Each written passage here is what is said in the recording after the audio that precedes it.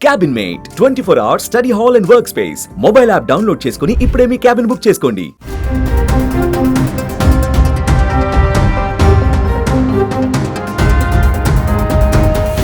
పాము కాటుకు కుక్క కాటుకు ప్రాణాలు కోల్పోయిన వారిని చూసాం. కానీ చేప కరిస్తే ఏమవుతుంది? ఏం కాదని అనుకుంటాం. కానీ చేప కరిస్తే చెయ్యి తీసేసిన ఘటన తొలిసారిగా వినాల్సి వచ్చింది. చేప కాటు కారణంగా నిజంగా చేతులు కోల్పోయే పరిస్థితులు ఉంటాయా అంటే అవుననే అంటున్నారు. కేరళకు చెందిన ఓ రైతుకు అలాంటి పరిస్థితే ఎదురైంది.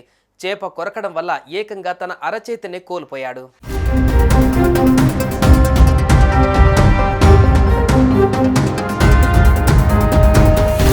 కేరళలోని కన్నూరు జిల్లా తలస్సేరి తాలూకా మడపీడిక గ్రామానికి చెందిన 38 ఏళ్ల రాజేష్ ఓ రైతు. ఈ ఏడాది ఫిబ్రవరి 10న నీటి గుంటను శుభ్రం చేస్తుండగా ఓ చేప అతడి చెయ్యిని కరిచింది.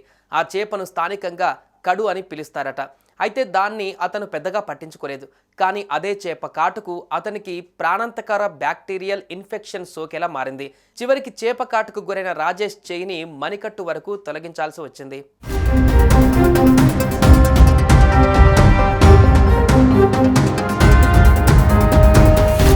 మొదట్లో చిన్న గాయమే కదా అని లైట్ తీసుకున్న రాజేష్ కొద్ది రోజులకే అది చాలా తీవ్రంగా మారినట్లు తెలిపారు. నొప్పి భరించలేనిదిగా మారింది.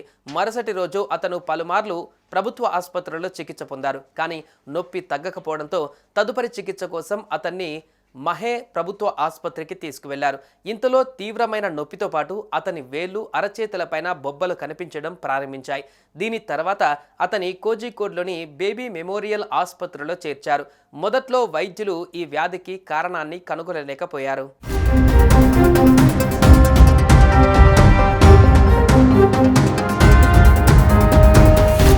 రాజేష్కు వైద్య పరీక్షలు నిర్వహించిన కోజికోడ్ ఆసుపత్రి వైద్యులు గ్యాస్ గ్యాంగ్రీన్ అనే బ్యాక్టీరియల్ ఇన్ఫెక్షన్ వచ్చిందని చెప్పారు.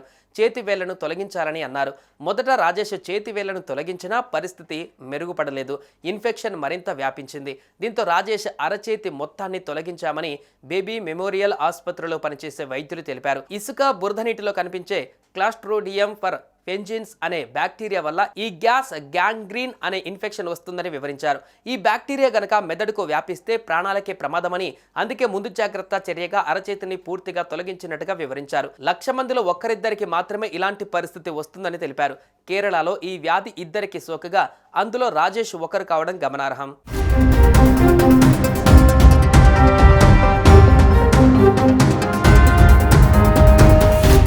సుమన్ టీవీలో మీ పర్సనల్ అండ్ బిజినెస్ ప్రమోషన్స్ కోసం కింది నెంబర్కి కాంటాక్ట్ చేయండి.